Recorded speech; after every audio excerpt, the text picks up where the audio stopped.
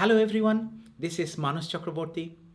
I happen to be a doctor, but today I'm here just as a normal human being. I used to hate the subject of today's video, believe it or not.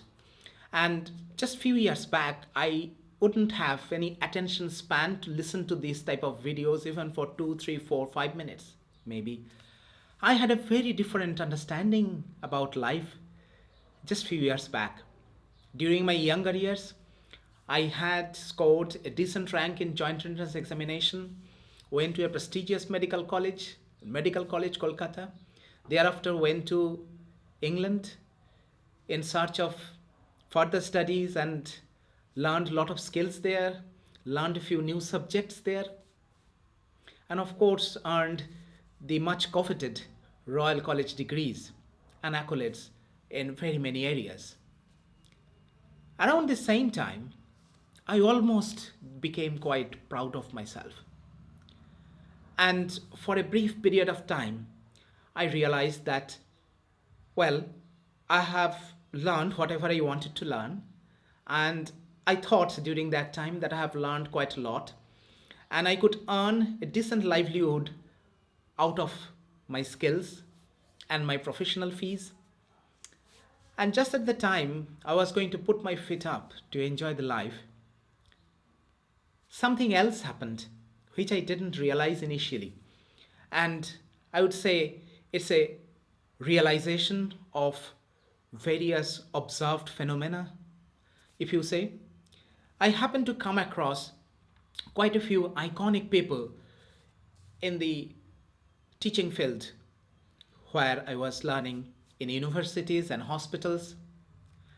And at certain point of time, I had a real inclination towards luxury, like most of people. And I'm not saying this is as good or bad, but I realized that there were great many thinkers and real contributors to science who would come to hospital riding a bicycle or go to an university wearing a crumble shirts, and they wouldn't bother what other people are thinking of them.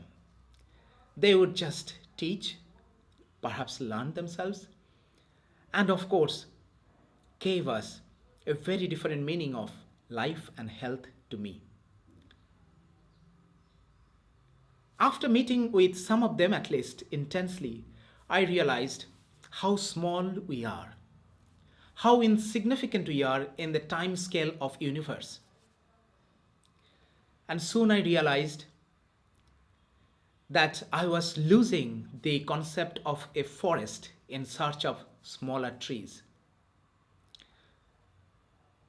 Soon after that, I realized that I need to have, fresh air full of my lung if I can, wherever I can, and learn from each and every corner of my life.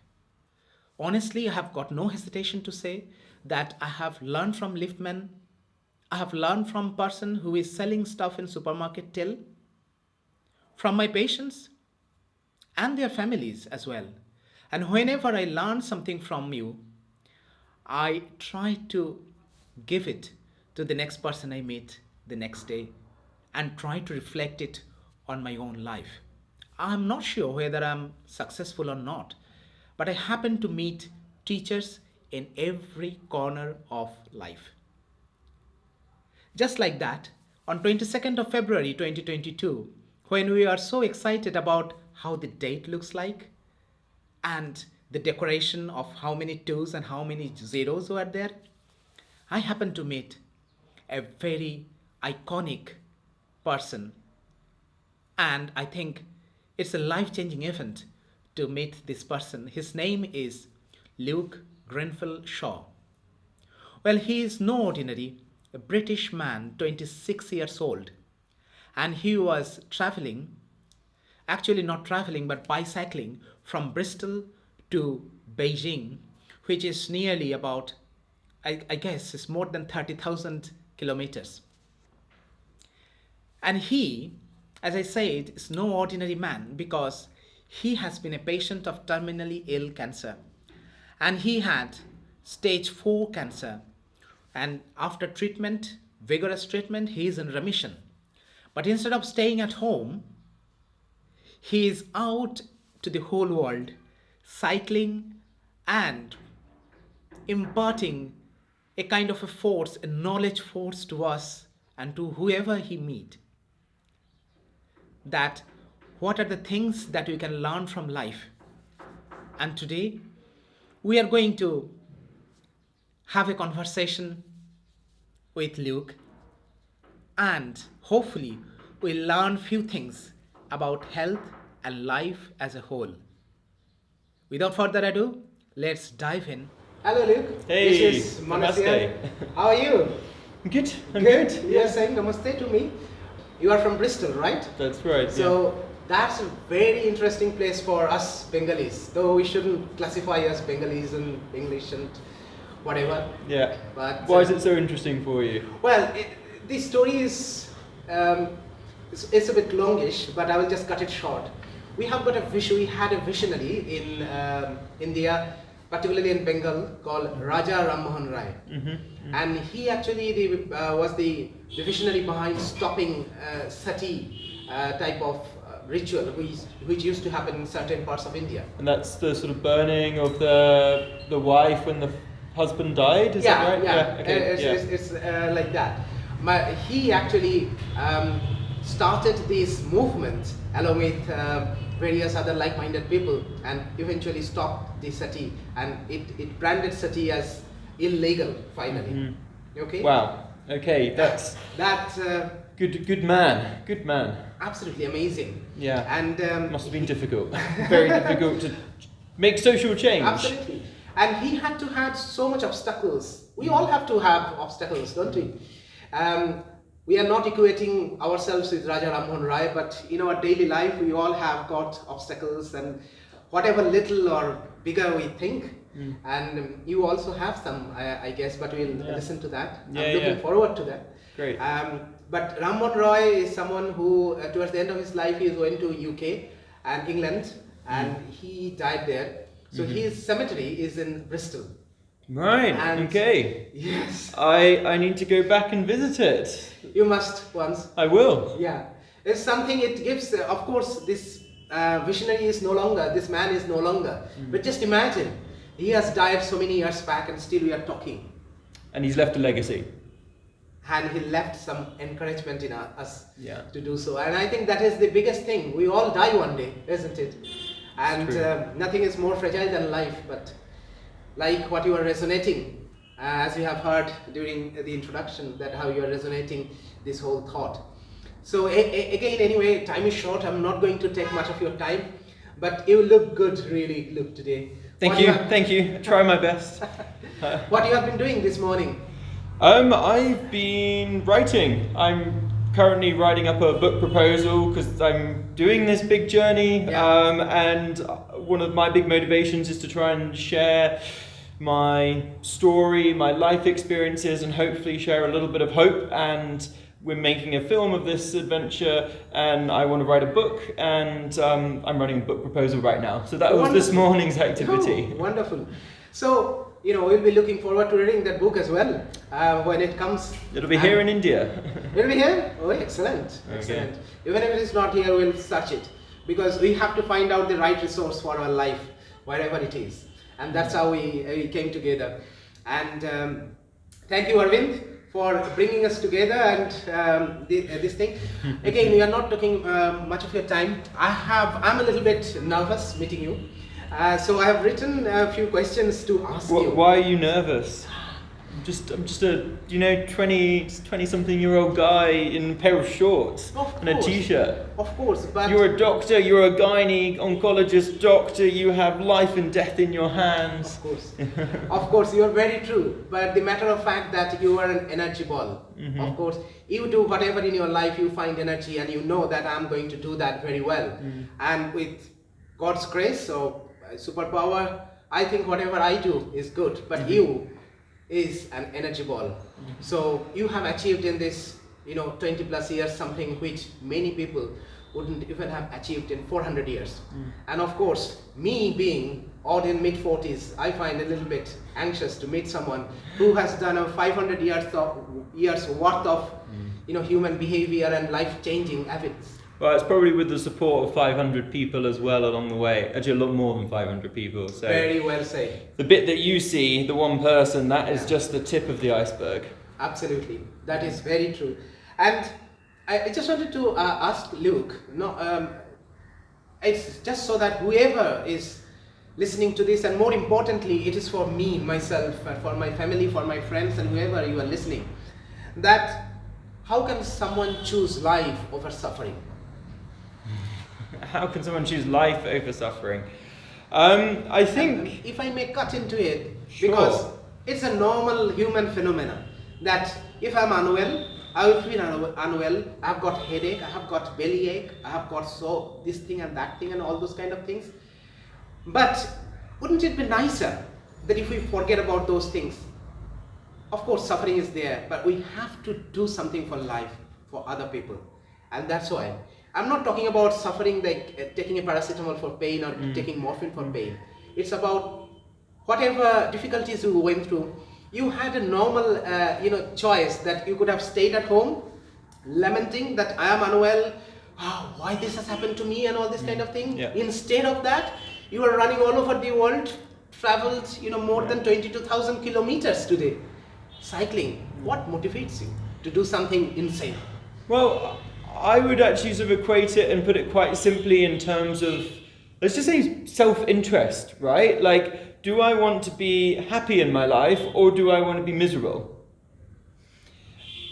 And I think there's a huge temptation when you get bad news, whether that's medical, whether that's a cancer diagnosis, whether that's getting diabetes, whether that's a child, a son, a daughter passing away. There's this huge temptation to think that life has wronged you, that you've got this right to be resentful, angry, annoyed, frustrated. They feel very justifiable emotions, but if you indulge them, then you basically just spend each and every single day being unhappy, right? True. Very true. Look, when I was diagnosed on that very day, my dad took me out for a run, and he said, "Look, we just heard from the doctors, you might only have 3 months left to live." As a father, that's the worst thing I can think of. But there's not much I can do. Well, there's nothing I can do about it, my dad said. There's very little that you can do about it. But what you do have a choice over is how you spend those next 3 months. And I realised I've got a choice of, do I want to fill them with bitterness and anger and frustration and this isn't fair, why are my friends going to live to 80 and have kids and a family and a house and a job when I'm going to be a memory? Or you can think, well, I've got 3 months left to live.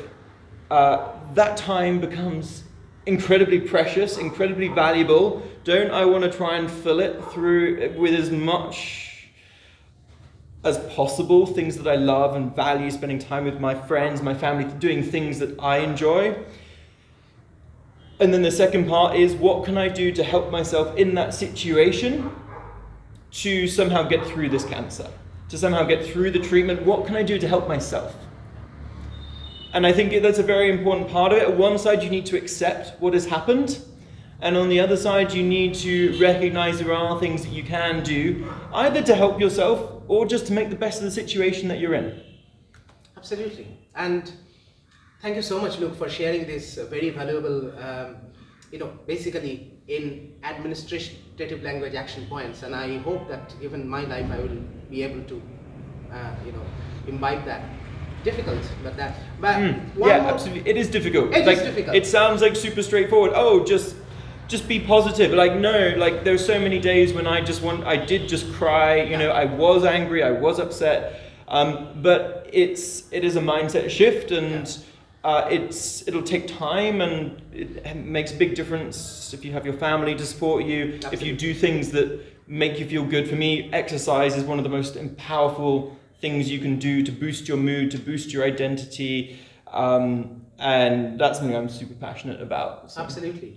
So, Luke, you had this, difficult times even when you were cycling, and of course, at the time of diagnosis, through the treatment, and when you were cycling and stuff, you had punctured tires and all these. Do you think going through all these, is helping you to combat with uncertainties in the life better? Yes and no. I think that you can get, you can look back, and I can look back at myself and say, look, I've got through some huge challenges, kind of looking down the barrel of a gun. At times on this ride, literally looking down the barrel of a gun. That's a separate story. And you think, okay, well, I probably am resilient. I probably do have a strong mindset, a positive mindset. But then when a challenge comes along, I mean, a challenge is a challenge. There are things I absolutely love about this country, love about India. I've also found it really challenging. And what's most difficult is when you think you shouldn't find something difficult, right? So I feel in India, I should be interested and engaged and curious in everyone that I meet. Because that's how I like to be, that's how I travel. So when I found that difficult in India, because there were so many people who are all interested, they're all engaged, they want to share something, which is wonderful. But when I couldn't keep up with that, because I couldn't keep up with 1 billion people, Of course.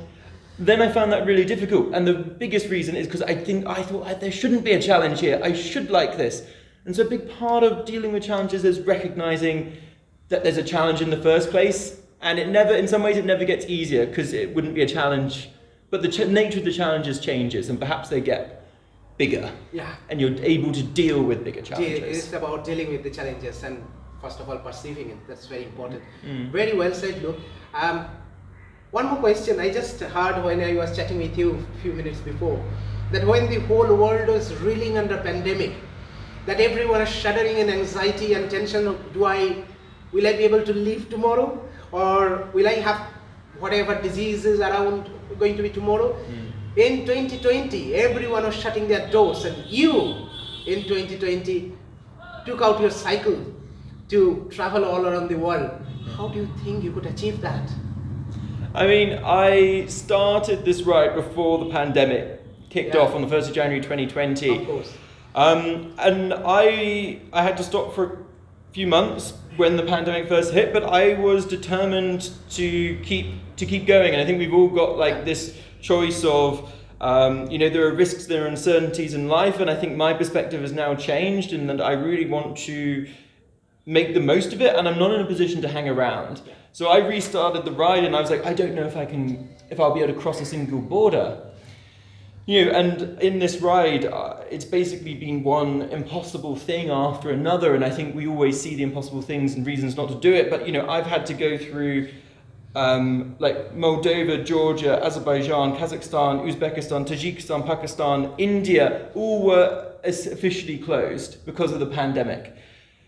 And then there's China ahead, which is even more officially closed. And so, it's not been at all straightforward, but you can do these things, and I think it is a mindset of saying, okay, there's not 100% chance of success, but will I feel better, and do I want to live without regrets? So if I just decided I'm going to not try this ride anymore, I probably wouldn't have ever done it. That's very interesting, Luke. So you have made to magnify 1 to 2% of chances into 100% success, at least till now, while going through the border. I think you have told that in Wagah border, when you crossed, you were the first person of, non-army person to travel to Wagah border in 18 months. Is that right? Yeah, first tourist in 18 months to go across the Wagah border. Absolutely. And that's because, and needs to stress this again and again, so many people have helped me on this ride. That was with the help of the Indian ambassador in Islamabad. Without people helping, I'm nothing, right? Absolutely. And that is very important, that if we want to magnify our chances in life, we have to take help from right people. I'm almost towards the end, and I will then invite Arvind to chat with you for a few minutes. Sure. But before I finish, I'm just going to ask you something which is very different. So far, in the cancer policies in certain countries and stuff, it is mainly the politicians and economists who sit and decide regarding how the cancer policies will develop. Do you think the cancer patients and the people who deal with cancer in first hand should make the policies better? Because, absolutely. They can highlight, better things. They can empower patients. So in India, we're working with this fantastic charity called Can Kids, Kids Can. It's worked with kids who have cancer. It's an Indian charity, and they are doing incredible work at every level. One of the levels is government policy, trying to advise them on their strategy to treat childhood cancer. But they supply financial aid, they supply homes away from homes, they sort out transport, they have psychologists, nutritionists. They try and reach rural areas of India with the message of, cancer is curable, these are the symptoms, get it checked out soon. And they're also very big on putting forward the patient voice. So one of the things I've been told here in India is that the doctors, and probably not all doctors, but a lot of doctors say, well, they're kind of like the king, right? They say, well, this is what you've got, this is what we're going to do, and by the way, I'm going to tell your family first, and you're going to find out at the very end. I believe that does happen here in India. It's changing. Good. And I think one of the things that Can Kids is doing is really trying to advocate for the patient voice. Yeah. And I hope that by sharing my experience, and there are people like, there's an amazing guy, he was diagnosed with cancer when he was young, he's now 17, a guy called Dev Mukherjee, he's from Patiala. He cycled with me across India, from Chandigarh to Varanasi. It's people like him who have the strongest voice to say, well, this is how I want to be treated. I have cancer, this is how I want to be treated by my doctors, as a patient, and these are the kind of facilities in the health service that I want. And I think that is incredibly important in the shaping of policy. Absolutely. Yeah. Thank you so much. I will now invite Arvind to come over. Before I leave, it's very important to understand the positive effects of people coming together. And even today, this is again unscripted, unsponsored, and whatever we're doing, there is no money here. We are all talking about heart. I just wanted to assure you, this is all out of syllabus. We have not learned this in our schools and colleges. Arvind, over to you. So let this continue. Thank you so much, Manas. Thank you. Great questions. And so good to be here with you. I have only 2 questions for you, but I was watching your conversation with Dr. Manas Chakrabarti. So your story is of a person who's been diagnosed with cancer, then goes on a cycling trip, now raising funds for victims and spreading more and more awareness. We're sitting in a beautiful place with the Buddha right behind you, and the Buddha stands for compassion, courage, in acceptance of your situations in life. His Holiness the Dalai Lama had a beautiful quote: if you want to know the purpose of your life, you have to look into your situations very closely. What family are you born into? What's your background? What's your belief like? Which job are you doing right now? Do you have a bad marriage? Do you have workaholic schedules that causes you stress, anxiety? The reasons could be plenty, but the point he was trying to make is, if you want to know your purpose, look into your life very carefully. My question to you is, since the time that you've been diagnosed with cancer and the time that you're sitting here, what have been your spiritual lessons that you want to share with everyone? Ooh, spiritual lessons that I want to share.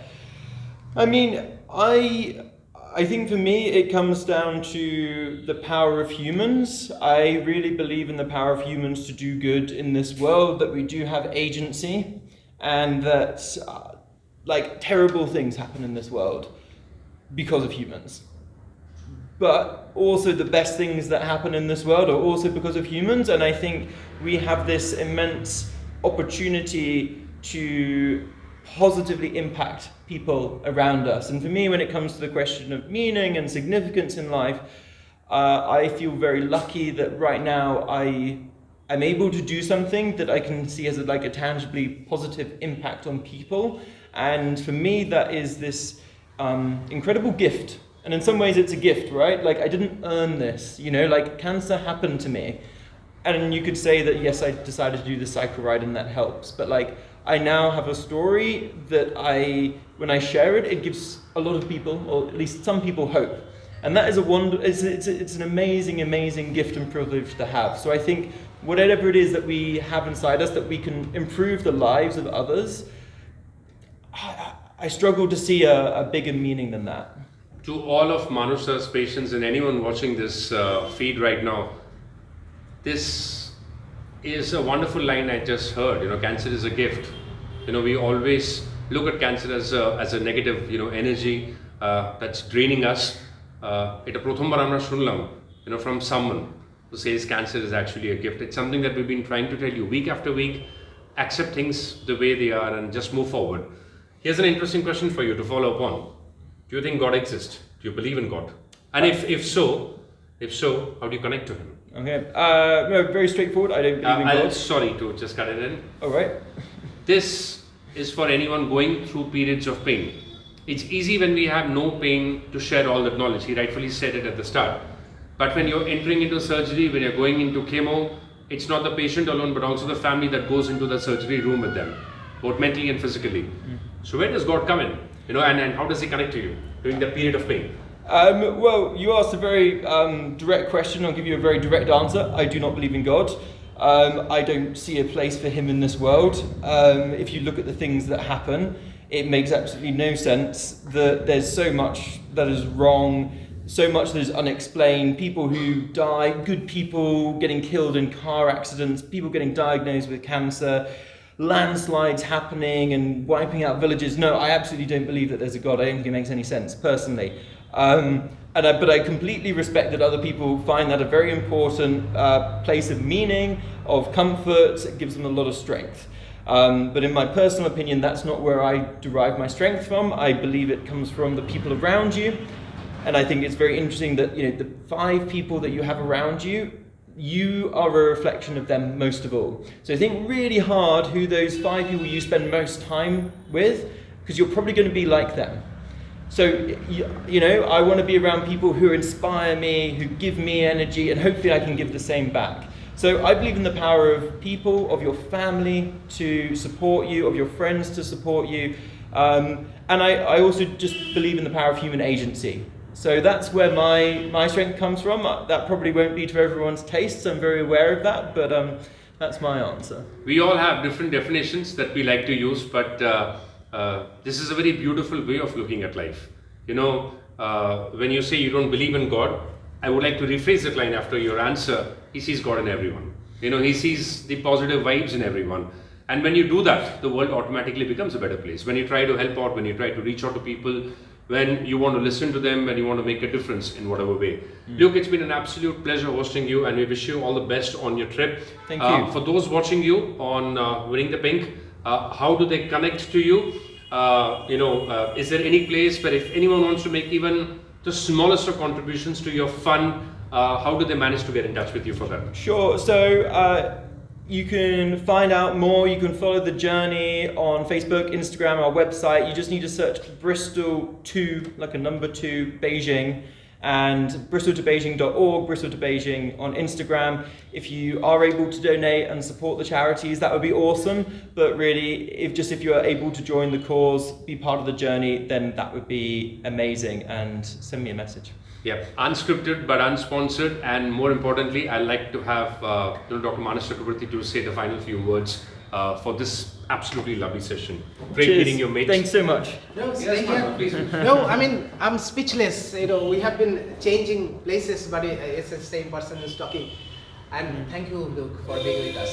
Thank you for giving your valuable time with us. Life is precious, and I'm really enchanted. I feel very energized to see how you are translating your seconds of life, every second of life, towards betterment of human being. Thank you so much. Yeah, I'd say that, it's about the betterment of human beings, it's about bettering people around you, and it's about bettering yourself at the same time, and that's always a journey that goes on. So I love what you're doing, because you're enabling that for so many people. Thank you so much for the opportunity. Thank you so much. Thank you.